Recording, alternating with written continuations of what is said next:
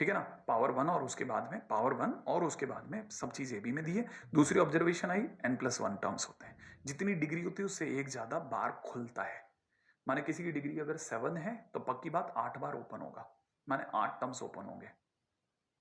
ठीक है ना। अच्छा, दूसरी तीसरी चीज लोगों की नजर में आया कि हर चीज प्लस में खुल रही है। देख रहे हैं आपको, हर चीज प्लस में खुल रही है। तो आप में से कोई कह सकते हैं सर अगर यही a-b का होल क्यूब होता तो प्लस में नहीं खुलता।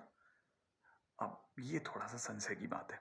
अगर बाय द वे यही a+a-b का होल क्यूब होता तो मैं आपको ऐसे दिखाता कि आपकी नजर में ये a-b का होल क्यूब है।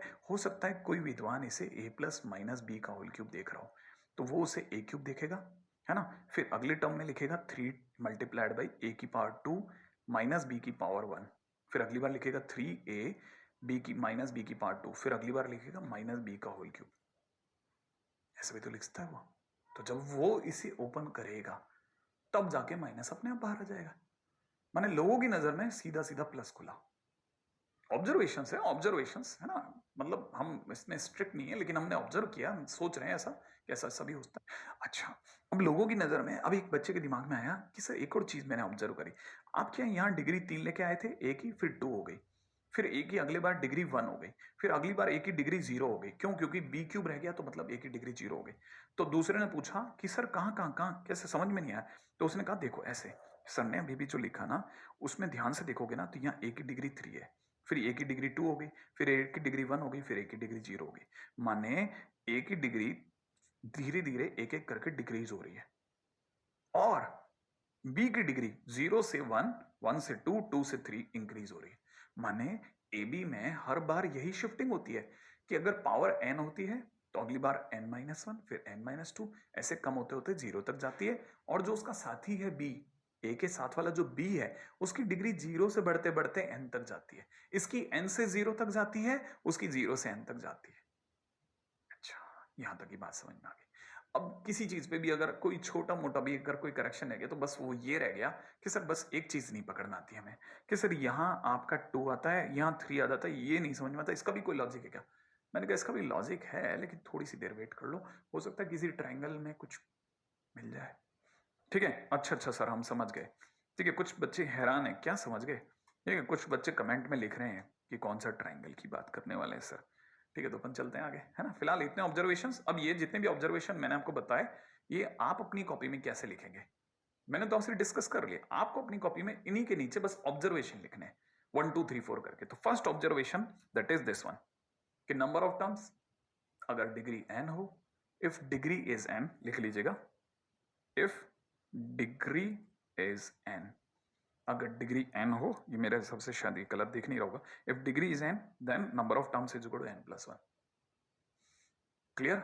दूसरा, जो a है उसका एक्सपोनेंट जो है वो n से 0 तक जाता है। बताया था ना, a का डिग्री जो है वो n से कम होते होते 0 तक जाती है, हर बार एक एक कम होती है और b की डिग्री एक एक करके बढ़ती है। ठीक है ना, दिख रहा है ऐसा। क्लियर है। अच्छा, जबकि बी की डिग्री, है ना, दिख रहा होगा, बी की डिग्री अगली वाले में बढ़ रही है। ओके, लिख लो exponent of B increases from 0 to n। आपको लिखना है, मुझे नहीं है, मैंने तो लिख के दे दिया, मैंने आपको समझा भी दिया। अच्छा, दूसरा, तीसरी बात है, तीसरी बात यह है कि एक और चीज भी है बड़ी मस्ती। इन दोनों का सम करो 3+0, इन दोनों का सम करो 2+1, डिग्री डिग्री का 1+2, इन दोनों का सम 0+3। बताओ हर बार आंसर कितना आ रहा है, 3 3 3 3। यहां देखो इन दोनों का सम 2+0 2, इन दोनों का सम 1+1 2, इन दोनों का सम 0+2 इज इक्वल टू 2। इसका मतलब ये कि हर टर्म में ए और बी की फाइनल जो सम अप होकर के डिग्री आ रही है, ठीक है, वो एन आ रहा है, वो उतना ही आ रहा है जितना ये है, यूं भी समझ सकते हैं, है ना। तो एक और observation, in any term sum of exponent of a and b is n. हाँ, इतनी बातें इंसान ने धीरे धीरे सीख ली। अच्छा, ऑब्जर्व कर करके ऐसा है ऐसा है, फिर उनका लॉजिक बनाया होगा। हाँ, अब वो कैसे लॉजिक बन रहा होगा वो भी आपका भी बन रहा है, मैं भी बना रहा हूं। चलते हैं आगे धीरे धीरे, है ना। नेक्स्ट पॉइंट के ऊपर बात करते हैं। यहां अब आगे जाने से पहले मैं आपको लेके चलता हूं, टाइटल डाल लीजिएगा factorial notation, notion of factorial, कहने का मतलब। ठीक है, तो फैक्टोरियल नोटेशन पे बात करते हैं। फैक्टोरियल नोटेशन क्या चीज है। एक छोटा सा एग्जांपल लेता हूँ, एक कॉमन सा एग्जांपल है, सभी जगह देखने को मिलता है, ठीक है ना। जैसे मैंने एक एग्जांपल लेता हूँ, जैसे किसी ने कहा कि find the number of word that can be formed by the letters of cat, CAT, cat. Obvious सी बात है, कैट को कितने तरह से सजा सकते हैं आप, ठीक है ना। तो हमारे दिमाग में आएगा कि कैट को कितने तरीके से बना सकते हैं, माने कैट के शब्दों को लेके कितने तरीके से बना सकते हैं। तो दिखाता हूं, देखो, अगर मैं ए को आगे रखता हूं तो ACT ATC, CAT से ही बना है। अगर मैं सी को आगे रखता हूं तो CAT CTA। अगर मैं टी को आगे रखता हूं तो TAC TCA। बना सकता हूं ना। तो टोटल अगर देखा जाए कोई भी वर्ड रिपीट नहीं हुआ, ACT दोबारा नहीं आया। आप कहोगे सर TCA में आया ना सर, TCA और ACT तो फर्क, एक्चुअली वो स्टार्टिंग से, ये एंड से। तो अगर देखा जाए तो टोटल वर्ड्स तो अलग अलग है। इंसान TCA को ACT नहीं कहेगा, ये बात भी पक्की है ना। तो मतलब पक्का है, तो अगर देखा जाए तो दोनों डिसिमिलर है, मतलब अलग अलग है। तो टोटल वर्ड्स कितने बन गए? 6। तो कैट को लेकर के कितने बन सकते हैं? 6 वर्ड्स बन सकते हैं। क्लियर है? अच्छा, ये तो हुआ मैथमेटिकल, हमने ऑपरेशनली देख लिया। जब मैंने फिजिकली देख लिया, मतलब फिजिकली देख लिया, मैंने आंखें यूं देख करके, अरे हाँ देखो बन गए।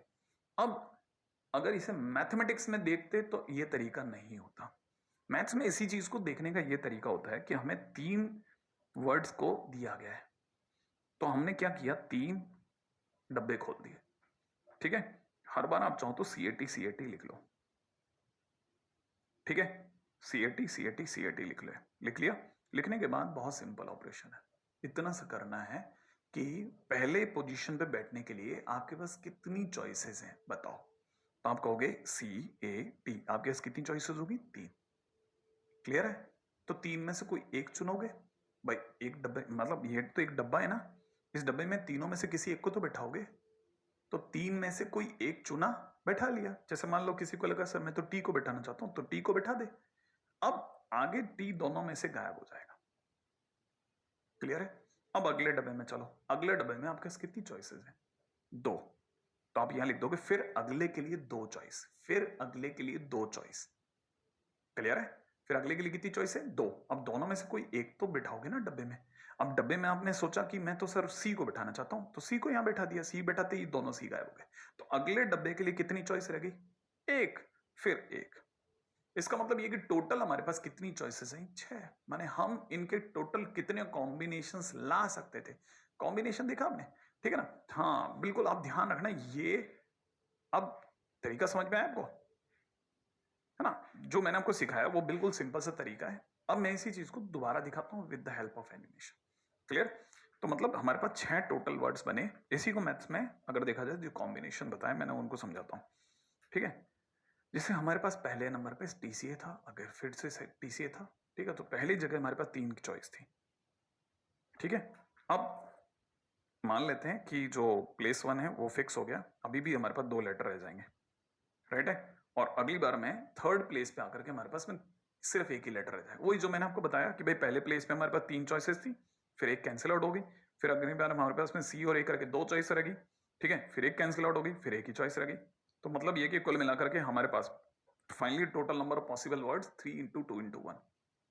अच्छा सर, मतलब फील थोड़ा बहुत आया, क्लिक करा, लेकिन अभी अच्छे से नहीं आया। तो मैं आपको दोबारा से एक और एग्जांपल देता हूँ, ठीक है। अच्छा, रेडी? चलो स्टार्ट करते हैं। जैसे मैं एक छोटा सा क्वेश्चन पूछता हूँ आपसे, लेट्स से, ठीक है। आप में से कितने लोग सोच सकते हैं? मेरा जहां तक कई लोग सोच रहेंगे। वीजा, ठीक है। अगर मैं VISA, अगर मैं इससे आपसे पूछूं कि total number of words that can be found with the word VISA, तो कैसे सोचेंगे? वही अपने 4 डब्बे लेके आएंगे आप, हाँ या ना। 4 डब्बे ले आऊं, ले आया। तो पहले नंबर पे हमारे पास VISA, कितनी चॉइसेस है? 4। तो मैं यहाँ 4 लिख दूं भाई। 4 में से 4 चॉइसेस है, 4 में से कोई एक चुनेंगे। लेट्स से हमने आई चुन लिया, तो अगली बार हमारे पास क्या रहेगी? VSA। भाई एक तो खत्म हो गया ना। तो 4 में से एक चुनी, फिर अगले के लिए कितनी चॉइसेस रहेगी? 3। उसमें से एक चुनी, लेट से S, वो भी हट गया। अगले वाले के लिए, फिर अगले वाले के लिए कौन कौन सी चॉइसेस रहेगी? VA, कितनी चॉइसेस रहेगी? 2। फिर उनमें से A चुन लिया, वो भी हट गया। अगले वाले के लिए कितनी चॉइस रहेगी? 1, दैट इज V।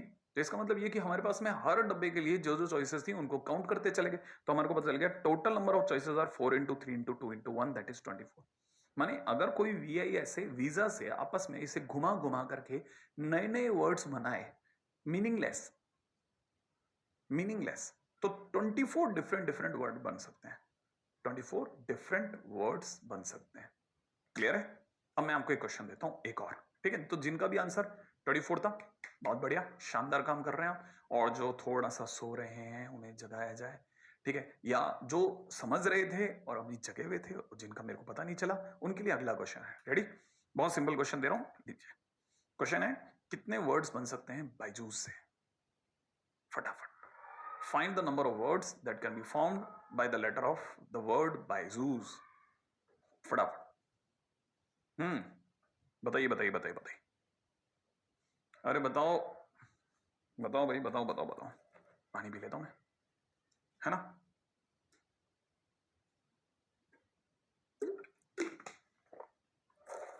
हाँ भाई, बनाया किसी ने ऑब्वियसली। तो बायजूस के अगर देखा जाए तो हमारे पास ये 5 डब्बे बना ले। 5 डब्बे में पहले नंबर पे हमारे पास में कौन कौन सी चॉइसेस हैं? B, Y, J, U, S. सही है? तो हमारे पास में पहले डब्बे में कितनी चॉइस आ रही है साहब? 5। उसमें से कोई एक हटा दी, क्यों? क्योंकि वो यहां रख दी। लेट से वाई हमने यहां पुट कर दिया। तो नेक्स्ट वाले में हमारे पास में फिर से जो डब्बा है, ठीक है, उसके लिए कौन कौन सी चॉइस रखी? B, J, U, S. सही है? अब इसका मतलब ये कि फिर इनमें से ये टोटल 4 चॉइसेस हैं, 4 में से कोई एक हटा दी, ठीक है? फिर अगले वाले के लिए चला गया बी, यू, एस, ठीक है? इस डब्बे में हमारे पास कितनी चॉइसेस? 3। फिर अगले डब्बे के लिए कितनी रह गई? लेट से हमने यू हटा दिया, बी, एस, ठीक है? तो हमारे पास कितनी चॉइसेस रह गई? 2। फिर अगले वाले के लिए कितनी रह गई? लेट से बी हटा दिया तो एस, तो इसका मतलब एक चॉइस रह गई। इसका मतलब 5 इंटू 4 इंटू 3 इंटू 2 बोले तो कितना कितना कितना कितना? क्या बोले आप लोग? मेरे को सुनने में नहीं आया। 120। तो जिनका भी आंसर 120 जबरदस्त जिंदाबाद, लेकिन मैं आपकी बार 120 नहीं लिखूंगा। तो फिर क्या लिखोगे सर आप? दिखाता हूं क्या लिखूंगा मैं। क्या लिखोगे सर आप? अरे कई बच्चों के दिमाग में आ चुका है, मैं जानता हूं, में से कई लोग घनघोर पढ़ाई करते हैं। तो 5 इंटू 4 इंटू 3 इंटू 2 ये सब मिला करके बोलेंगे तो 120, लेकिन लिखेंगे 5 फैक्टोरियल। क्या? 5 फैक्टोरियल? हाँ, इसे हम ऐसे 5 फैक्टोरियल या फैक्टोरियल 5, दोनों में से कोई भी नोटेशन यूज कर सकते हैं, याद रखना। अच्छा, ऐसे लिखा होता है तो उसे एन फैक्टोरियल, फैक्टोरियल एन बोलते हैं, या इसे एन फैक्टोरियल। दोनों नोटेशंस अपनी अपनी जगह अलग अलग बोर्ड वाले यूज करते हैं, तो आप उसको लेकर परेशान नहीं होंगे। तो अच्छा सर ये होता क्या है, उस पर आता हूं। पहले एक और क्वेश्चन करते हैं, ठीक है? पहले आपको एक और क्वेश्चन करना है। लेट्स सी, बताओ जल्दी से। मेरा अगला क्वेश्चन है एजुकेशन, ठीक है ना? एडुकेशन। तो अगर देखा तो find the number of words that can be formed by the letters of the word education. चलिए बताइए, डायरेक्ट बताओ तो ज्यादा अच्छा है, सीधे सीधे बता दो। हाँ बताओ बताओ बताओ बताओ। पहली बारी में कितनी चॉइसेस? 9। एडुकेशन में 9 ही होते ना, 9। हाँ, अगली वाली में 8, फिर अगली वाली में 7। तो कितना बोल रहे हैं अपन लोग? 9 multiplied by 8 multiplied by 7 multiplied by 6 multiplied by 5 multiplied by 4 multiplied by 3 multiplied by 2 multiplied by 1, बोले तो 9 फैक्टोरियल। सही है? अपन को इसका मतलब नहीं समझने का। 9 फैक्टोरियल अपन नहीं गिनेंगे, है ना? हालांकि अब भी नहीं गिनेंगे, लेकिन आने वाले टाइम में जरूर याद रखेंगे। तो यहां से एक अजीब सी किरकिराहट रह गई, सर ये क्या चीज बढ़ा रहे हैं आप लोग? तो वो बोलाते हैं, इसे बोलते हैं फैक्टोरियल। बताया था ना अभी। अच्छा, और ये जो दिखाने का तरीका है इसे फैक्टोरियल नोटेशन बोलते हैं। आओ उस पर भी पढ़ लेते हैं। लेकिन मैं आपको एक और बात बताता हूँ, जितने भी क्वेश्चन मैंने आपको बोले, चाहे वीजा बोला, चाहे मैंने आपको सीएटी बोला, चाहे मैंने आपको बायजूस बोला, चाहे मैंने आपको एजुकेशन बोला, चारों क्वेश्चन में एक चीज कॉमन थी, कोई भी वर्ड रिपीट नहीं हुआ था, कोई भी लेटर रिपीट नहीं हुआ था। ई एक बार आया, डी एक बार आया, यू एक बार आया, सी एक बार आया, ए दोबारा, ए भी एक ही वन टाइम आया, टी भी वन टाइम आया। तो इसका मतलब रिपीटेशन अभी तक मैंने नहीं दिखाया। जब रिपीटेशन आएगा तो उस चैप्टर का नाम पड़ जाएगा पीएनसी, उसमें ज्यादा अच्छे से पढ़ेंगे, डिटेल्ड पढ़ेंगे, ठीक है? तो अभी वाले में तो अपने को इसकी जरूरत नहीं, अभी तो सिर्फ एक इंट्रोडक्शन कराना था फैक्टोरियल का, कि आप 120 बोलने के बजाय 5 फैक्टोरियल भी बोलना सीख जाए, क्योंकि हमारे चैप्टर की जरूरत फैक्टोरियल नोटेशन है, ठीक है? तो पहली चीज जिसके ऊपर बात करनी है दैट इज फैक्टोरियल नोटेशन। ये क्या चीज है एक्चुअल में? क्या है? अगर बाय द वे, ठीक है, तो फर्स्ट पॉइंट लिखना ही है आप अपने को, ठीक है? तो सबसे पहले लिख लीजिएगा इट इज एन फैक्टोरियल, ठीक है? ब्रैकेट में लिखना ना एन फैक्टोरियल, एन फैक्टोरियल, ठीक है? और फैक्टोरियल n, एक ही बात है, दिखाने के तरीके तो दो। ठीक है, अब ये क्या चीज है एक्चुअल में, n फैक्टोरियल की अगर कोई बात करेगा तो n फैक्टोरियल सेकेंड लाइन में लिख लेगा, it is the product of first n natural number and it is denoted by n factorial. ये अपने आप में पहले n नेचुरल नंबर्स का प्रोडक्ट है। नेचुरल नंबर्स, नेचुरल नंबर्स, हाँ नेचुरल नंबर्स। इसका मतलब ये कि इसमें सर जीरो नहीं है, नहीं इसमें जीरो नहीं है, नेगेटिव नंबर भी नहीं है, नहीं नेगेटिव नंबर भी नहीं है। बताता हूं कैसे। पहली बात, n फैक्टोरियल की जगह ये लिख लो तीसरी लाइन में, मतलब अपने को लिखना है अभी तो, ठीक है लिख लिया। अब कई बच्चे यहाँ हैरान होते हैं, सर वन, ये n-1 और ये क्या है, बताता हूँ, सब बताता हूँ। सबसे पहले अपन एक काम करते हैं, n की जगह 1 डाल देते हैं। n की जगह अगर अपन 1 डाल दिया तो 1 फैक्टोरियल इज इक्वल टू 1 कहलाएगा। नहीं, अगर मैंने n फैक्टोरियल में 1 डाल दिया n की जगह पर, तो ये कैसे दिखाऊंगा, 1 फैक्टोरियल तो दिखाऊंगा। अच्छा, और अगर मैंने n की जगह 2 डाल दिया तो ये 2 फैक्टोरियल कहलाएगा। अगर मैंने n की जगह 3 डाल दिया तो ये 3 फैक्टोरियल कहलाएगा। n की जगह 4 डाल दिया तो ये 4 फैक्टोरियल कहलाएगा। सही है, और ये 24 होगा, उसमें कोई यहां तक कोई इश्यू नहीं है। लेकिन मैं आपको बताता हूं एक्चुअली कहानी क्या है। अगर किसी ने 6 फैक्टोरियल बोला तो मेरा दिमाग पढ़ना चालू करता है 1 into 2 into 3 into 4 into 5 into 6, है कि नहीं। तो मैं ये समझ सकता हूं कि अब मैं इसको मल्टीप्लाई करना चाहूं तो मल्टीप्लाई भी कर सकता हूं। ठीक है, तो ये हो गया 720, मल्टीप्लाई करेंगे तो कर सकते हैं ना, आप समझ गए ना आप। तो ये कोई मुश्किल वाली बात तो नहीं है, यहां तक की बात समझ में आती है ना आपको कि कैसे कराए, है ना। अगर किसी ने 7 फैक्टोरियल बोला तो बोलो क्या लिखेंगे, लिखेंगे क्या। अच्छा, उल्टा भी लिखते हैं इसमें, कुछ लोग ऐसे भी लिखते हैं 7, है ना, मैं भी लिखता हूँ 7 into 6 into 5 into 4 into 3 into 2 into 1। 7 एक नेचुरल नंबर है, लिखा जा सकता है। तो आपके हिसाब से सर अगर कभी भी जैसे मान लो, मेरे दिमाग में एक बात आई कि क्या बताइए सर, ये अगर मैं जैसे मैं ये 6 वाले को नहीं लिखूं, मैंने कहा नहीं लिखूं, नहीं लिखूंगा क्या मतलब होता है, नहीं लिखूंगा मतलब ये कि सर जैसे ये 7 है ना, इसे तो कॉपी कर लेता हूं, क्या मैं ये जो यहां से लेके यहां तक जो है ना, इन सबको 6 फैक्टोरियल लिख सकता हूं। मैंने कहा व्हाई नॉट, जबरदस्त। अगर आप ये लिख जाए तो बहुत बढ़िया चीज सीख गए आप। इसका मतलब आप ये सीख रहे हैं कि 7 फैक्टोरियल का मतलब 7 इंटू 6 फैक्टोरियल होता है। हाँ ठीक है, तो अगर चाहो तो आप 6 फैक्टोरियल को भी लिख सकते हो 6 इंटू 5 फैक्टोरियल। तो अगर कल को कोई 7 फैक्टोरियल को ऐसे लिखेगा, हाँ भरेंगे। और अगर किसी ने 42 मल्टीप्लाइड बाई 5 फैक्टोरियल लिख दिया तो भी हाँ भरेंगे। हाँ या ना, आई बात समझ में, थोड़ा थोड़ा क्लिक कर रहा है। हाँ, मैं थोड़ा मामले को बढ़ा रहा हूँ, फैक्टोरियल नोटेशन सीख लिया, थोड़ा उससे लड़ना सीखते हैं। ठीक है, अपने को वैसे मेरा नंबर है ना, तकरीबन 7 फैक्टोरियल तक याद होना चाहिए, याद होना चाहिए। 1 फैक्टोरियल बोले तो 1, 2 फैक्टोरियल बोले तो 2, ठीक है, 3 फैक्टोरियल बोले तो 6, 4 फैक्टोरियल बोले तो 24, 5 फैक्टोरियल बोले तो 120, 6 फैक्टोरियल बोले तो 720, और 7 फैक्टोरियल बोले तो 50-40। क्या 50-40? हाँ 50-40, ठीक है ना, याद रख लेना आपको। ठीक है, आगे बढ़ता हूं, याद रखना है, याद, हाँ ठीक है। अच्छा, और अभी अभी अपना जो सीखा ना, उसको लोगों ने फिर नोटिफाई करा, माने नोट्स बन डाल दिया, जैसे आप करने वाले हो। क्या सीखा आपने अभी कि n फैक्टोरियल को n multiplied by n-1 factorial बोल सकते हैं, और चाहो तो इस n-1 को फर्दर तोड़ा जा सकता है ऐसे। ये कब पढ़ लिया सर? अरे अभी तो आपने वहां भरी कि 7 फैक्टोरियल को 7 मल्टीप्लाइड बाई 6 फैक्टोरियल बोल सकते हैं। अगर इसे 7 इंटू 6 इंटू 5 फैक्टोरियल बोल सकते हैं। इस 6 फैक्टोरियल को ऐसे लिखा जा सकता है, हाँ लिख सकते हैं।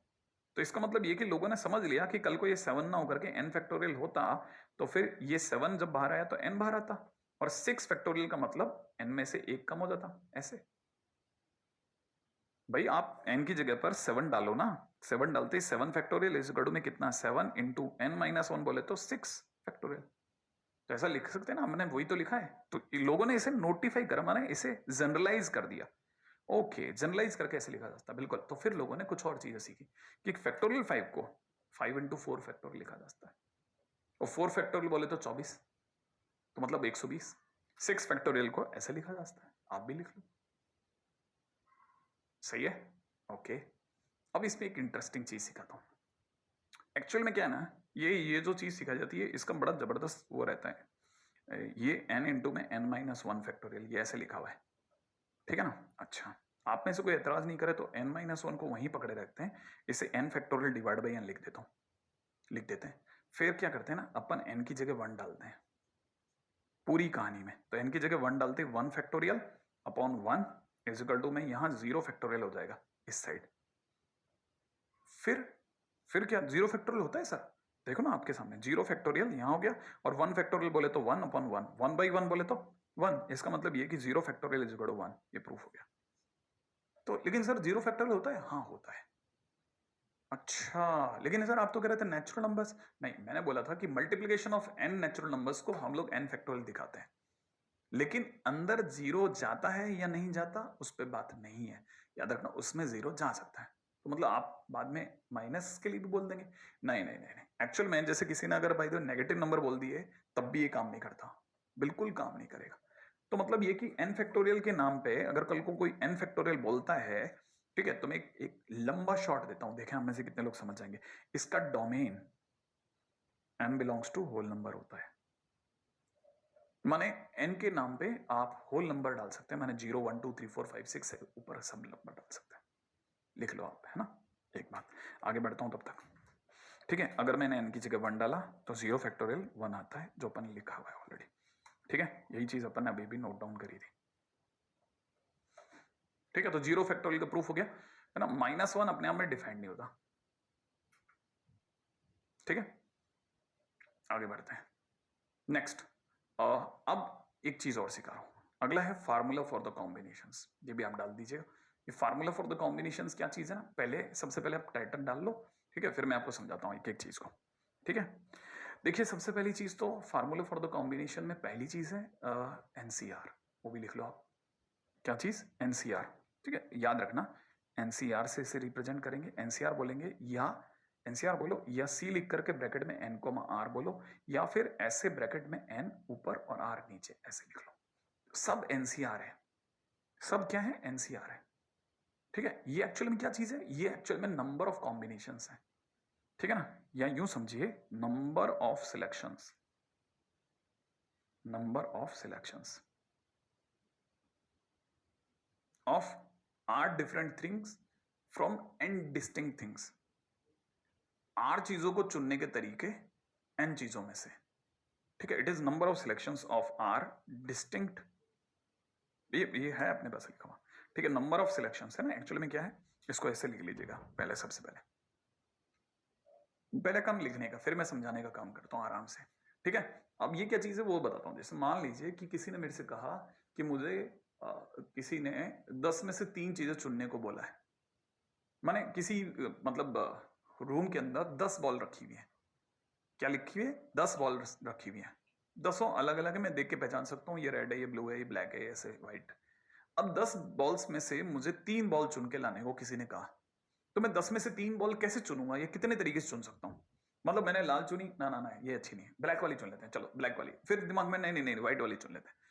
तो मैं क्या कर रहा हूं, मैं एट ए टाइम सिलेक्शन करता हूं और उसी टाइम पे रिजेक्शन भी कर रहा हूं एक तरह से। क्या ब्लैक वाली चुन लेते हैं, ब्लू वाली अच्छी नहीं है, मतलब मैंने ब्लैक वाली सिलेक्ट करी, ब्लू वाली रिजेक्ट करी। तो मतलब ये कि एट ए टाइम मेरा दिमाग कैसे चल रहा है? बाई प्रोसेस हो रहा है, माने 2 प्रोसेस में चल रहा है, selection as well as rejection. ये बात आपको समझ में आई होगी। तो मैं सिलेक्शन रिजेक्शन दोनों साथ साथ चला रहा हूं। तो 10 में से 3 बॉल चुनने की टोटल कितने मेथड्स हैं? तो 10 में से 3 बॉल चुनने के total methods are 10c3, means the number of ways of selecting 3 balls, 3 distinct ball out of 10 distinct ball. माने अगर ढंग से बोलूं तो आम इंसान की तरह से, number of ways of selection, number of ways of selection of 3 balls out of 10 balls is equal to 10c3 कहलाएगा। सर ये 10c3 क्या है? पहले तो यहां तक कि 10 में से 3 बॉल चुनने के तरीके 10c3 कहलाएंगे, क्लियर। अब मैं 10c3 क्या है उसके लिए बताता हूं, फिर आगे बढ़ते हैं, ठीक है ना। बड़े ध्यान से एक बात सुन, लिखते जाना। अभी 10c3 में तो कुछ नहीं लिखा ना, अब पहले ये लिख लो। ये 10c3 को समझने के लिए एक और formula we should learn, that is NCR is equal to factorial N upon factorial R multiplied by factorial N minus R. और सर ये तो बड़ा गंदा सा फार्मूला है, पहले लिख लो। अच्छा, और सर ये बाजू में ये सब क्या लिखा, डब्ल्यू डब्ल्यू, ये अरे यही तो सीखना है ना। देखो पहली चीज, 10c0 फिजिबल है, 10c1 फिजिबल है, 10c2 फिजिबल है, 10c3 फिजिबल है, डैश डैश 10c10 तक जा सकता है। ये जो नीचे बैठे हुए लोग हैं ना, ये एक्चुअल में किसका रोल निभा रहे हैं? ये सब हैं, ये सब कहलाते हैं आर। तो आर जो है दैट इज फ्रॉम 0 to 10। अच्छा, और जो ऊपर बैठे हुए हैं क्योंकि अगर मैं एनसीआर से इनकी मुलाकात कराता हूं तो ये जितने भी जो टॉप पे बैठे हैं वो सब एन है। क्या आपने देखा एन नहीं बदला? नहीं बदला ना। अच्छा, इसका मतलब ये कि पहली चीज में आर के बारे में आइडिया पड़ गया कि आर 0 से लेकर के और 10 तक जा सकता है, माने 0 से एन तक जा सकता है। तो पहली चीज ये तो पता चल गई होगी कि आर 0 से एन तक जा सकता है। इस पे हाँ भर देते हैं। ठीक है, हाँ सर दिख गया। सेकंड, एन हमेशा नेचुरल नंबर होता है। ऊपर 10 है वो नेचुरल नंबर होता है। इसका मतलब ये कि ये क्लियर है कि -1 से 0 नाम की कोई चीज नहीं होती। इवन 0 से 0 नाम की भी कोई चीज नहीं होती। हटा दो इसके भी। तो आप अपने उसमें डालते चलना -1 से 0 नॉट अलाउड, है ना, 0 से 0 नॉट अलाउड। इसका मतलब ये कि जो भी एनसीआर में ऊपर एन की जगह बैठेगा ना, ठीक है ना, वो हमेशा कैसा होगा? That should be always a natural number. वो एक नेचुरल नंबर होना चाहिए। इस नेचुरल नंबर का मतलब मैंने 1.5 से 0 भी हटा दिया, कोई पॉइंट टू पॉइंट कुछ नहीं चलेंगे, ये हमेशा एक नेचुरल नंबर होगा ऊपर एन जो होगा। अच्छा, आर के बारे में मैं आपको बता चुका हूं, ये 0 से स्टार्ट हो सकता है, 1 2 3 से लेकर के और जहां तक आप ले जाना चाहें जा सकते हैं। ठीक है, इसका मतलब आर अपने आप में होल नंबर है। ठीक है, इसका मतलब ये कि आपको राइट हैंड साइड में जो भी लिखा वो समझ में आ रहा है। अच्छा, अब आता हूं कि सर इसका मीनिंग क्या है। मीनिंग सब बता रहा हूं, एक एक करके धीरे धीरे एक एक पॉइंट उठाने दो मेरे को आप। जैसे किसी ने मेरे को बोला कि 10c4 का क्या मीनिंग है, तो भाई देखिए ऐसा है, 10c4 को समझना है तो पहले से लिख लेते हैं। फार्मूले के हिसाब से ऊपर फैक्टोरियल n होगा, ये हमारा n का रोल निभा रहा है, तो इसका मतलब फैक्टोरियल 10 अपॉन नीचे ये फैक्टोरियल r है, तो फैक्टोरियल r का रोल ये निभा रहा है, तो फैक्टोरियल 4 अपॉन फैक्टोरियल 10 - 4। इसको बोलते हैं factorial 10 upon factorial 4 into factorial 6। अच्छा, फिर कुछ नहीं, अब चाहो तो आप इसे सॉल्व कर सकते हैं। वो कैसे सर? भाई फैक्टोरियल 10 को तोड़ना चालू करो पीछे की तरफ। कैसे तोड़ना पीछे की तरफ? देखो भाई, हमें पता है फैक्टोरियल 10 का मतलब होता है, फैक्टोरियल 10 या 10 फैक्टोरियल का मतलब होता है 10 into 9 into 8 into 7 into dad dash. होता है कि नहीं होता? होता है। जरा बताएंगे डैड डैश में क्या आएगा? बताओ बताओ, जल्दी जल्दी बताओ, डैड डैश में क्या आएगा? 6 4 6 5 4 3 2 1, यही तो आएगा। हाँ। अच्छा, क्या आप इसे 6 फैक्टोरियल लिख सकते हैं? क्या क्या क्या? अरे क्या आप इसे 6 फैक्टोरियल लिख सकते हैं? 6 5 4 3 2 1, हाँ सर लिख सकते हैं, लिख सकते हैं, एग्जैक्टली। तो इसको 6 फैक्टोरियल लिख दिया, तो इसका मतलब मैं अगली लाइन में जो ये 10 फैक्टोरियल है ना, 10 फैक्टोरियल की जगह लिख देता हूं 10 into 9 into 8 into 7 multiplied by 6 factorial upon नीचे हमारे पास 6 फैक्टोरियल 4 फैक्टोरियल लिखा हुआ है, तो 6 फैक्टोरियल से 6 फैक्टोरियल काट दीजिएगा। सही है। अब इस सबको मैं हटा रहा हूं, सिर्फ आपको दिखाने के तरीके दिखा रहा हूं। ठीक है, तो पहली चीज ये समझ लीजिएगा। अब ये जो लिखा ना 10 10 9 8 7, ठीक है, अपॉन में 4 फैक्टोरियल लिखा है ना। अच्छा, 4 फैक्टोरियल का मतलब 24 होता है, तो मैं यहां लिख देता हूं 10 multiplied by 9 multiplied by 8 multiplied by 7, 8 3 जा हो गया, 3 से गया 3 टाइम्स, फाइनली हमारे पास में 30 मल्टीप्लाइड बाई 7 बोले तो 210 आंसर हो गया। माने इसका आंसर 10c4 का मतलब 210 वेज हो गए। मैंने आपको सिर्फ सॉल्व करके दिखाया कि कैसे इस फार्मूले को अप्लाई करना है। ठीक है, अच्छा, लेकिन ये इसका प्रॉपर मेथड नहीं है, ये ज्यादा ही प्रॉपर मेथड है, माने एग्जैक्ट मेथड है, हम नहीं यूज करेंगे ऐसे। फिर कैसे यूज करोगे? अरे ये वैसे थोड़ी ना यूज होता है, फार्मूला अलग होता है, एप्लीकेशंस में दूसरे तरीके से करते हैं। वो कैसे करते हैं वो बताता हूं। मान लीजिए किसी ने लिखा 10c4, तो आप 10 को मतलब डिक्रीजिंग डायरेक्शन में 4 स्टेप तक लिखिए। 10 को डिक्रीजिंग डायरेक्शन, भाई 10 से कम होते चलिए 4 स्टेप तक, तो 10 9 8 7, बस फिर रुक जाइए। अब नीचे अगर 4 लिखा है तो 4 को इंक्रीजिंग वे में 4 तक लिख लो। माने कैसे इंक्रीजिंग वे में? 1 2 3 4, उल्टा भी लिख सकते हो। जैसे किसी ने अगर लिखा कि इसे रिवर्स डायरेक्शन में 4 3 2 1 भी लिखते हैं, चलेगा। फिर आपको पता है ये सॉल्व करिएगा, एग्जैक्टली 210 आ जाएगा। तो सर ये वाला मेथड क्यों नहीं यूज करते? अरे बेसिकली हम जब न्यूमेरिकली चलते हैं ना तब यही ज्यादा यूज करते हैं, लेकिन फार्मूला फार्मूले की जगह है। एक्चुअल में लोगों ने बार बार इस तरह की प्रोसेस यूज कर करके एक स्टेप तक पहुंचे और उसके बाद में उनको आइडिया लगने लग गया कि हम इतनी दूर तक क्यों एक्स्ट्रा चलते हैं, सीधे भी पहुंच सकते हैं, तो लोगों ने सीधे जाना सही समझा। लेकिन फार्मूले से ही वो रास्ता आया था, तो फार्मूला इग्नोर नहीं किया रास्ता था, तो फार्मूला अपनी जगह पड़ा रहा और आपके लिए बहुत काम का है। ठीक है, अब आप मेरे को फटाफट बताने वाले हैं जल्दी से, आपके जवाब आने चाहिए। लेट्स सी, देख लें कितने लोगों के जवाब आ रहे हैं। ठीक है, आपको रिवर्स ऑर्डर समझ में आया? ठीक है, चलिए मुझे बताइए 10c3।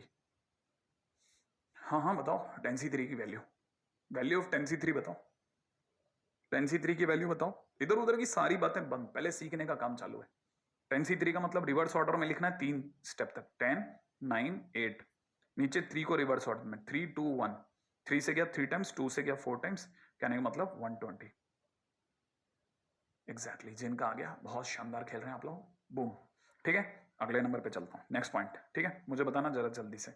चलिए मुझे बताइए 7C5 कितना? 7C5, हाँ बताओ बताओ बताओ। 7C5 कितना बोल रहे हैं? 7, 6, 4, 3, 2, 5 स्टेप तक कम करते चले गए। नहीं, गलत लिख दिया ना, ध्यान से देखो। 7, 6, 5 होता, 4, 3 अपॉन में नीचे 5 को रिवर्स ऑर्डर में लिखा, 5, 4, 3, 2, 1। सही है, ये 5, 4, 3, 5, 4, 3 तो गैस हो गया, और ये अपने आप में 3 multiplied by finally answer is 21। सही या गलत? सही है ना? अगर आपका सही है 21, तो मैं आपको एक और चीज दिखाता हूं, देखो। ठीक है, मैं एग्जांपल लेता हूं 7C2। 7C2 फार्मूले में भरता हूं तो यहां पे हो जाएगा, देखो ऊपर हो जाएगा फैक्टोरियल 7, यहाँ पे 2 फैक्टोरियल, और ये n माइनस इसकी वजह से 7 माइनस 2, अरे ये 2 यहां चला गया। क्लियर है? ऐसे किया। अच्छा, आप ऐसा नहीं कर रहे हो शायद, आप अपने दिमाग से ऐसे खेल रहे हो, 7 मल्टीप्लाइड बाई 6 अपॉन नीचे की तरफ कितना, 2 इंटू 1, तो ये कैंसिल आउट कर करके कितना आ गया, 21। ऐसा ला रहे हो आप शायद, है ना? तो जिन बच्चों ने ऐसे लेकर के आया आंसर, उनका आंसर 21 आया। एक बच्चे की नजर पड़ी, सर एक बात बताइए। मैंने कहा क्या? कि सर मेरे को ऐसे बात पूछनी थी, ऐसे मन की है सर, बुरा मत मानिएगा प्लीज। मैंने कहा बताओ बताओ बताओ। सर 7C5 का आंसर 21 आया और 7C2 का आंसर भी 21 आया, ये दोनों सेम है क्या? मैंने कहा अगर आपकी नजर पड़ गई है तो आप तो बेमिसाल आदमी है, पहली चीज तो आपके लिए वैसे ही कुदरती तालियां हैं। लेकिन अगर देखा जाए, मान लीजिए आपकी नजर नहीं पड़ी और आपकी नजर अब पड़ी है और आपको लगता है यार ये दोनों सेम है, तो आपको बता दूं हम सही सोच रहे हैं। कैसे कैसे कैसे कैसे? देखो, एक्चुअल में मीनिंग में चलते हैं। अब meaning meaning meaning meaning meaning meaning में चलता हूं, राइट है? मीनिंग सुनिएगा। एक्चुअल में ये चीज आप लिख दीजिएगा, अपनी कॉपी में डाल लीजिए कि 10C3 का मतलब होता है, जैसे मैं अभी बॉल्स वाला एग्जांपल ले रहा था ना, उसमें बता रहा हूं। ठीक है, तो इसका मतलब ये कि सिलेक्शन, ये यहां पे लिखिएगा कि number of ways of selecting, ठीक है, 3 डिस्टिंक्ट बॉल्स, मैं तो डायरेक्ट लिख रहा हूं 3 balls out of 10 ball, 10 balls. 10 में से 3 बॉलों को चुनने के total number of veg 10C3 होते हैं। तो 10 में से जब आप 3 बॉलें चुन रहे होगे, तो आपका दिमाग तो 2 तरफा प्रोसेस कर रहा है ना, यार ये ठीक है, ये वाली अच्छी नहीं, ये दोनों भी अच्छी नहीं, बेकार है। तो आपका दिमाग तो हमेशा 2 प्रोसेस में लगा होता है, सिलेक्शन एंड रिजेक्शन। हाँ या ना? तो मतलब ये कि number of ways of selection, माना जितने आपने 3 चुने, जब आपने 10 में से 3 चुने, तो आपके दिमाग ने 7 रिजेक्ट भी तो कर रहे होंगे भाई। जब आप इस बात को सुनना, बहुत मेरी बात को, और अब ये बहुत इंपॉर्टेंट है इसलिए बहुत ध्यान से सुना। 10 में से 3 बॉलों को चुनने के तरीके के टाइम पे, जब आप चुनने गए थे, तो 10 में से जब आप 3 बॉल चुन रहे थे, तो सेम टाइम पे आप 7 बॉल रिजेक्ट भी कर रहे थे। इसका मतलब ये कि 10C3 उतना ही था जितना 10C7 है, क्योंकि आपका दिमाग बिल्कुल पैरेलली काम कर रहा था, 10 में से 7 बॉलें रिजेक्ट कर रहा था।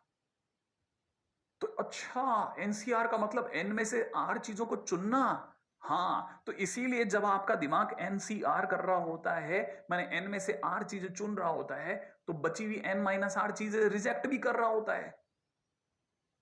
इसका मतलब NCR is equal to NC N minus R है। एग्जैक्टली, जितना सिलेक्शन हो रहा है उसी टाइम पे पैरेलली रिजेक्शन हो रहा है। ये 2 वे प्रोसेस है मेरे दोस्त, ऐसा हो ही नहीं सकता सिंगल वे में निकल जाओ। अब आप में से कई लोग समझ रहे होंगे कि अच्छा थोड़ा थोड़ा क्लिक कर रहे हैं सर, इसका मतलब ये कि 7C5 माने 7 में से 5 चीजों का सिलेक्शन इज इक्वल टू 7 में से 2 चीजों का रिजेक्शन, क्योंकि जब 2 चीजें रिजेक्ट होंगी तभी तो 7 में से 5 चीजें सिलेक्ट होंगी। 7 चीजें हैं, जब 2 चीजें रिजेक्ट हो गई, हटा दी, तभी तो 5 बच गई। तो 7C5 is equal to 7C21 है, एकदम एग्जैक्ट और नेचुरल है, कुछ भी इसमें गलत नहीं है। तो मेरा दाना क्या लगे, ये बात आपके पकड़ में आई होगी, कुछ नई चीजें सीख रहे हैं आप लगातार। एक चीज आपने सीखी थी, वो उल्टे क्रम में गिरना। कौन सा? अभी बताता ना, मैंने आपको बताया था कि जैसे 11C3 लिखा है, तो 11C3 लिखने का मतलब 11 को 3 टाइम डिक्रीजिंग ऑर्डर में लिखना, रिवर्स ऑर्डर में लिखना। क्लियर है? तो वही 11C3 है, याद है ना? यही तो तरीका सीखा हमने। तो एक तो ये नोट डाउन कर लो, यहां तक ही बात आएगी। तो अभी अभी आपने बहुत सारी चीजें सीख ली अचानक से। कौन कौन सी चीजें सीख ली? एक तो जो मैंने यहां अब छोड़ दी वो सब 10C3 is equal to number of ways of selection, number of ways of selecting 3 balls out of 10 balls, and at the same time it is number of ways of rejection, number of ways of rejection of 7 balls out of 10 balls. 10C3 is equal to 10C7. Clear है? कुछ लोगों ने यहां पे भी दिमाग लगाया कि 8C3 is equal to 8C5. हाँ सर, तो इसका मतलब ये कि इन दोनों का सम 3 और 5 का सम उतना ही जितना ऊपर 8 है। इसका मतलब लोगों ने दिमाग लगा लिया कि कल को कभी किसी ने एनसीए बराबर में एनसीबी बैठा दिया तो मैं समझ जाऊंगा कि ए और बी का सम ही एन है, क्योंकि लोगों ने दिमाग लगाया 5 और 2 7 है यार। इसका मतलब ये कि 10C3 अगर 10C7 है तो 7 + 3 = 10 है यार। क्या आपको दिमाग में आ रही है? लोग ऑब्जर्वेशन, मैंने कहा ना बहुत बड़ा टूल है, इंसान का बहुत भयंकर टूल है। लोग ऑब्जर्व करके आइडिया लगा लेते हैं और एकदम सही जाता है। अब मैं आपको एक और काम बताता हूं। मान लीजिए किसी ने मुझसे 7C7 बोला होता, क्या बोला था? 7C7 बोल सकते हैं ना? तो इसका मतलब ये कि 7 में से 7 चीजों को चुनना। अब 7 में से 7 चीजों को चुनने के कितने तरीके होते हैं? उठा लो भाई, सारी 7 थी, सातों उठा लो, एक ही तरीका है, उठा के ले आओ। क्या इसमें क्या सिलेक्शन? क्योंकि आपने सातों की सातों चुन ली, माने कितने वेज हुए? एक। इसीलिए लोगों ने 7C7 = 1 लिखा, इसमें फार्मूला नहीं लगाया। और लोग समझ गए कि 10C10 का मतलब 10 की 10 उठा लो 10 में से। जब 10 में से 10 उठानी तो इसका मतलब रिजेक्शन हुआ ही कहां? तो इसका मतलब ये कि कोई सिलेक्शन भी कहूं, उठा लिया आपने तो चलो भाई एक ही तरीका उठा के ले चलो। तो इसलिए लोगों ने NCN = 1 का एक तरीका। मैथमेटिकली इसी को कैसे देखा? मैथमेटिकली इसी चीज को ऐसे देखा गया कि NCN लिखा है तो हमें पता है NCR = n factorial r factorial n - r factorial. यही था ना? अगर यही NCN हो जाता तो ऊपर तो होता n फैक्टोरियल, नीचे r की जगह होता n फैक्टोरियल और यहां होता n - n फैक्टोरियल। और n - n बोले तो ये 0 दिख गया। और 0 फैक्टोरियल बोले तो 1 और ये कट गया 1, तो 1/1 = 1। इसका मतलब ये कि NCN = 1, ये कहना वैसे भी गलत नहीं है, तो मैथमेटिकली भी बराबर है। और अगर आप इसको वर्ड्स में भी जाएं तब भी 1 है।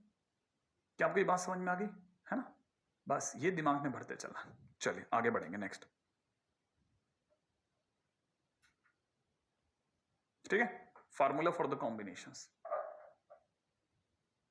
अब जितना भी अपन लोगों ने पढ़ा अभी तक उसको इकट्ठा करने का टाइम आया। हमने अभी तक क्या क्या देख लिया? अभी देख के आए NCN = 1 होता है। देख के आए थे। हाँ, आप में से कई लोगों ने देखा कि 10C3 = 10C7 होता है। आप में से कई लोग अब समझ चुके हैं कि 7C3 = 7C4 होगा। आप में से कई लोग समझ चुके हैं कि 7C2 = 7C5 होगा। आप में से कई लोग समझ चुके हैं कि 6C2 = 6C4 होगा। आप में से कई लोग समझ चुके हैं कि अब अगर भाई तो किसी ने मुझे 9C5 बोला तो मैं 9 में से 5 घटा के 4 लिख दूंगा। हाँ या ना? समझ चुके ना? तो जल्दी से बताओ NCN = कितना होगा? अरे NC और फिर नीचे n में से n घटा दो 0। फंस गए आप। दोबारा देखो, ठीक है, एक बार और देखते हैं। अगर किसी ने बोला 13C2 तो यहां कैसे लिखूंगा? 13C 13 में से 2 घटा दूं 11। तो बताओ अगर किसी ने मुझे 13C 13 लिख दिया तो मैं समझ जाऊंगा 13C 13 - 13 0। लेकिन सिर्फ 13C 13 तो 1 होता है ना? कैसे? अरे इससे एक ही तरीका 13 में से 13 चीजों को चुनने का, तो 13C0 भी 1 होगा तो इसका मतलब NC0 भी 1 होगा। ठीक है, तो एक रिजल्ट बनाया लोगों ने कि NC0 = 1। तो आप तो अपनी कॉपी में रिजल्ट लिखेंगे सिर्फ। क्लियर है? हाँ, आप चाहो तो फार्मूले से भी लिख सकते हो। ठीक है, तो फार्मूले से भी ये 1 ही आएगा। फार्मूला कौन सा? याद करते जाओ आप, फार्मूला याद करते चलना। क्यों? क्योंकि ये वन टाइम ही एक्सप्लेनेशन है। फार्मूला रटे हुए होना चाहिए। NCR = n factorial upon r factorial n - r factorial. सही है? अच्छा, एक NCN = 1 था, हमने पहले ही बात कर ली थी। फार्मूले से चलते हैं तब भी ये 1 था। ठीक है, मैं आपको ये बता चुका हूं अच्छे से, मैं आपको ये अच्छे से समझा चुका हूं कि आप में से कई लोग अब भूलने लग जाएं तो ये गलत है। कि अगर किसी ने मुझे 7C3 बोल दिया तो 7C इधर कितना? 7 में से 3 घटा करके 4 लिख दूंगा। लिख सकता हूं ना? चलो बताओ, अगर किसी ने मुझे NCA लिख दिया तो मैं क्या n में से a घटा के लिख दूं? नहीं लिख सकता हूं ना? चलो अब ये देखते हैं आप में से कितने लोग क्लिक कर जाते हैं। NC5, क्या मैं NC5 को n में से 5 घटा के लिख सकता हूं? लिख सकता हूं ना, हाँ या ना, अरे भाई यस या नो तो बोलो ना यार, लिख सकते हैं ना। तो इसका मतलब ये कि एनसीआर को भी एनसीएन माइनस आर लिख सकते हैं, लिख सकते हैं, लिख सकते हैं। तो इसका मतलब ये कि कल को किसी ने 15 सी 51 लिख दिया तो मैं 53 सी 51 लिख दिया तो 53 में से 51 घटा करके 2 लिख दूंगा, सही है। और मेरे को तो ये भी अच्छे से याद है कि आपको मैंने बता दिया था कि हर बार इन दोनों का सम है ना वही आएगा जो ऊपर बैठे हैं, हाँ या ना। इसका मतलब ये कि कल को किसी ने अगर NCA is equal to NCB बोल दिया तो मैं तुरंत समझ जाऊंगा कि इन दोनों का सम बोले तो ए प्लस बी कितना होगा, एन होगा। इसलिए लोगों ने ये डब्बा भी डाल दिया और आप अपनी कॉपी में लिखते चले गए, सही है, सही है ना भाई। ओके, इसमें एक नई चीज और डाल लीजिएगा, एनपीआर, ये फार्मूला और अपने उसमें कोट कर दीजिएगा। ये आने वाले टाइम में मैं आपको पीएनसी में बताऊंगा, लेकिन आप अभी लिख के रख लो, है ना, कि आपने लिखा हुआ है, कल को कहीं किसी किसी बुक में जरूरत पड़ जाए तो आपके क्वेश्चन रुके नहीं, है ना। अच्छा, अब मैं आपको इसमें इंपॉर्टेंट फार्मूले में जो फटाफट से बताने वाला हूं, बहुत ध्यान से सुनना, ठीक है।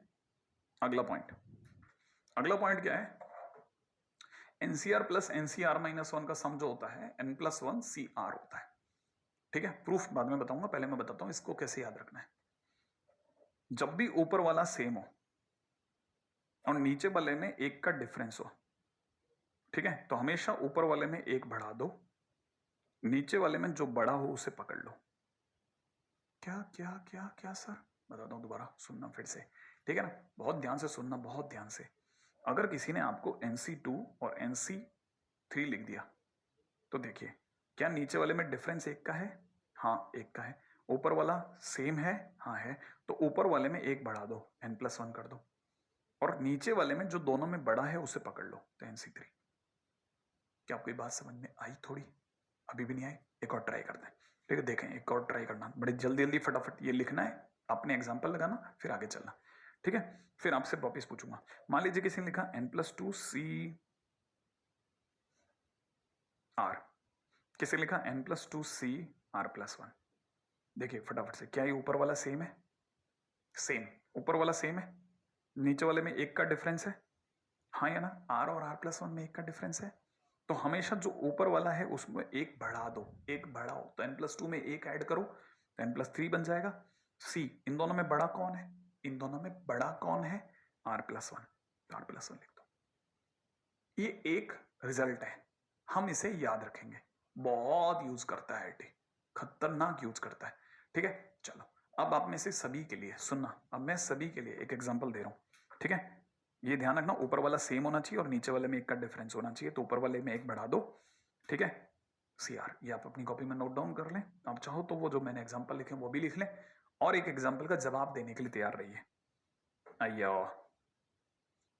आपने नहीं देखा हो तो मैं इसे थोड़ी देर के लिए छुपा लेता हूं, बताओ आंसर क्या था। मैं क्या करूं यार, पूरे लिख देते हैं, कई बार फंसा देते हैं मेरे को, मैं तो क्वेश्चन सोचता हूं बनेगा, आप बताओगे, पूरा आंसर के साथ ही चिपका दिया, और आपकी नजरें तो आंसर पे पहले जाती हैं, मैंने देखा है। ये इधर क्या लिखा था, एक मिनट, ठीक है, कई लोग अभी एकदम बिल्कुल पास में आ गए मोबाइल के, ऐसे नाक इतनी बड़ी दिख रही होगी और यूं झुक करके देख रहे हो, कुछ साइड में 3 दिख रहा है क्या, ठीक है। नहीं, अभी भी अकल लगाओ मेरे दोस्त, कैसे सिखाया था, ऊपर वाला सेम, नीचे वाले में एक का डिफरेंस, तो क्या करने का, ऊपर वाले में एक बढ़ा दो, n+3 कर दो।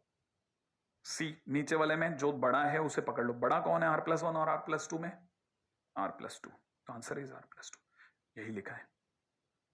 तो अब में से जिस जिसका भी आया उसके नाम की टॉफी मैं खाऊंगा, ठीक है। फिलहाल ये अपना एक रिजल्ट हुआ, इज इट क्लियर। अब ये आया कैसे, उस पर आता हूं, सब पे आता हूं, डोंट वरी, फिलहाल इस पे चलते हैं। अच्छा, तब तक मैं आपसे एक और चीज पूछना चाहता हूं, ठीक है, फटाफट फटाफट फटाफट अपनी कॉपी में जवाब देना। NC2 का मतलब बोलो, फार्मूला बोलो, factorial n, factorial 2, factorial n-2, ऐसा भूले तो नहीं, चलो, जो नहीं बोले, जो कह रहे हैं नहीं बोले, ठीक है, वो जल्दी से जवाब दें। NCR का फार्मूला लिखो, फटाफट लिखो, फटाफट, कहीं साइड में लिखो NCR का फार्मूला, टाइम नहीं है मेरे दोस्त, टाइम नहीं है मेरे दोस्त, भाई आप फटाफट लिखो, n फैक्टोरियल अपॉन में R फैक्टोरियल n-R फैक्टोरियल, फटाफट लिख लिया। चलो मैं अगला दे रहा हूं, अगला अगला फटाफट लिखो, फटाफट, चलो NCR-1 लिखो, लिखो लिखो, फटाफट फटाफट फटाफट, टाइम नहीं है, टाइम नहीं है, टाइम नहीं है, फटाफट। देखो अब आप में से कई लोग जल्दी जल्दी लिख रहे हैं, मेरे को भी पता है, फैक्टोरियल n अपॉन में R-1 फैक्टोरियल और यहां कितना n minus R minus one factorial. गलती से भी गलती हो गई तो गड़बड़ हो जाएगा। जिनको नहीं समझ में आया n minus n factorial R minus one factorial, ठीक है, और ये n minus R plus one factorial ये लिख लेना। ये अगर कल को इसको लिखना पड़ जाए तो ऐसे लिखेंगे, ये नहीं कि बाद में परेशान हो रहे हैं हम लोग, ठीक है। हाँ, आदत बनाओ, अभी से हैबिट बनाओ, ये बाद में अपने पास में इतना टाइम नहीं होगा मेरे भाई, ठीक है ना। तो इसलिए प्लीज है ना मेरे साथ मेहनत करते चला। एक और रिजल्ट लिख लो, NCR upon NCR minus one is equal to N minus R plus one upon R होता है। लिख लो, अभी तो रिजल्ट लिख लो, है ना, प्रूफ बाद में बता दूंगा। N minus R plus one upon R, clear है? अच्छा, ठीक है, ये हुआ पांचवा। अब आते हैं छठे रिजल्ट पे, ठीक है। ये छठा रिजल्ट क्या चीज है? जो सिक्स्थ रिजल्ट है, ठीक है, इसे बोलते हैं दांत उखाड़ो स्कीम। क्या? दांत उखाड़ो स्कीम? हाँ, दांत उखाड़ो स्कीम। ये क्या चीज है सर?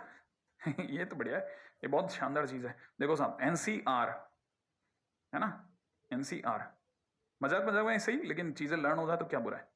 इसके पहले दो दांत दिख रहे हैं एन और आर, बाहर निकाल लिए एन बाई आर, ठीक है। जैसे आप एन को बाहर निकालोगे, पीछे अगला दांत होगा एन माइनस वन, कितना? N minus one. C, R को बाहर निकालोगे तो पीछे वाला दांत रह जाएगा आर माइनस वन।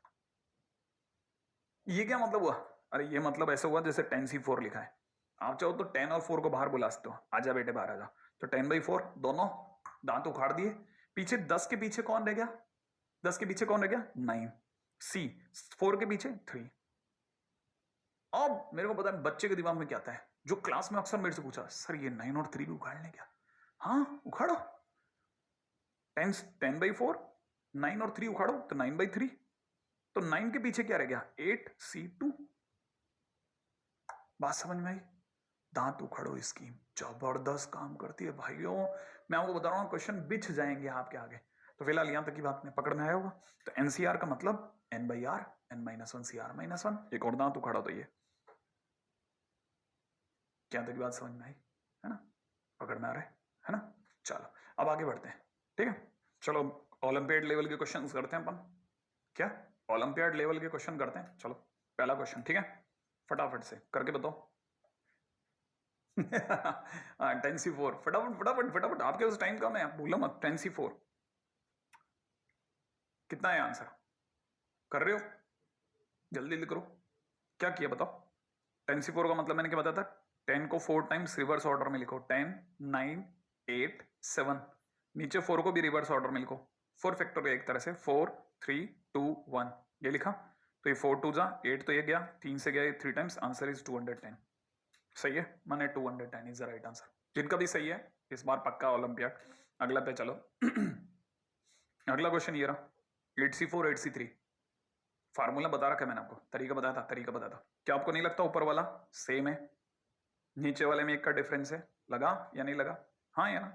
लगा तो मैंने क्या सिखाया था, हमेशा ऊपर वाले में एक ऐड कर दो। एक ऐड कर दो मतलब ये कि ऊपर अगर 8 है तो 9 कर दो, सी दोनों में जो बड़ा है उसे पकड़ लो। कौन है बड़ा? 4, तो 9c4। अब 9c4 का तो वैल्यू जानते हो ना, 9c4 के लिए क्या करना है, रिवर्स ऑर्डर में लिखो, 9 8 7 6, नीचे 4 रिवर्स ऑर्डर में 3 2 1। सही है, 4 ये 2 8 से गया 3 से गया 3 टाइम्स, इसका मतलब ये कि 21 इंटू 6 माने 126 आंसर हो जाएगा। ठीक है, यही वाला फार्मूला यूज किया, NCR plus NCR minus one, बोले तो N plus one C R, ठीक है। और फिर फार्मूले से 9c4 आ गया जो अपन ने किया था, ऊपर वाला सेम नीचे वाला में एक का डिफरेंस। फिर क्वेश्चन को सॉल्व कर डाला, 9c4 को सॉल्व करा 126 आ जाएगा। बहुत इजी क्वेश्चन है, कर सकते हैं, डुएबल है। अगला क्वेश्चन करके बताओ फटाफट से, चलो जल्दी से। आपका ही क्वेश्चन है, फटाफट। मैंने कोई तरीका बताया वो आपको सिखाया था मैंने, कोई ना कोई तरीका। क्या तरीका सिखाया था? फंडा बता रहा हूं जल्दी से। मैंने आपको सिखाया था एनसीए प्लस एनसीबी दे रखा हो, sorry NCA is equal to NCB दे रखा हो, बताया था मैंने आपको। बताया था कि 7c2 अगर 7c5 के बराबर है तो गलत नहीं है। क्यों? क्योंकि इन दोनों का सम 5 + 2 7 होता है। तो एनसीए अगर एनसीबी के बराबर है तो क्या आपको ये क्लिक नहीं कर रहा कि a + b is equal to n होगा? हाँ या ना? तो बताओ जरा, इसको देखते हैं, आपको ये क्लिक कर रहा है कि NC9, तो इन दोनों का सम 8 + 9 इज इक्वल टू n होगा। बोले तो n इज इक्वल टू 17 होगा, और n अगर 17 होगा तो 17c 16 ही तो चाहिए। हाँ या ना? अगर 17c 16 चाहिए तो 17c 16 का मतलब क्या? अब 17c 16 का मतलब 17 को 16 बार रिवर्स ऑर्डर में लिखो, वो बेवकूफी है। तो उसकी जगह 17 में से 17 में से 16 चीजों को सिलेक्ट करना means the number of ways of selection of 16 distinct things out of 17। 17 में से 16 चीजों को सिलेक्ट करना उतना ही है जितना 17 में से एक को रिजेक्ट करना। अरे एक को रिजेक्ट कर दो, 16 रह गए, उसे उठा लो। तो 17C 16 is equal to 17C1 and 17C1 is equal to 17। तो आंसर इज 17, राइट है। और यही वाला मेथड इन्होंने भी यूज करा है, ठीक है। फाइनली क्या कि एनसीआर अगर एनसीएस के बराबर है तो R plus S is equal to N होगा, और अगर ऐसा होगा तो एन की जगह ये रख दिया। अपना आंसर 17C 16 आया, वो 17C1 के बराबर था और वो 17 हो गया। क्लियर? ये भी बहुत छोटा सा क्वेश्चन है ना। अगला क्वेश्चन फटाफट से आपके हर एक पटल पर। अगला लास्ट क्वेश्चन। हाँ भाई, अगर ये दे रखा है तो क्या होगा। यहां मैं आपको फंडा याद दिलाने की कोशिश करता हूं। आपकी रजिस्टर में कहीं लिखा है एनसीआर अपॉन एनसीआर माइनस 1। मैंने अभी भी आपको सिखाया था, याद रखने की चीज है ये, है ना। मैंने प्रूफ अभी नहीं बताया अभी तक, लेकिन आपको याद रखना है। ये होता है N minus R plus 1 upon R. इस फंडे से क्वेश्चन होगा। कैसे? इस पार्टी को कहो नीचे जाए, इसके हो जाएगा। कैसे दिखाता हूं। ये इसके बराबर है, नीचे ले गया, 2 रह गया इधर। अब ये एनसीआर है तो ये आर माइनस 1 है। अगर ये आर है तो ये आर माइनस 1 है।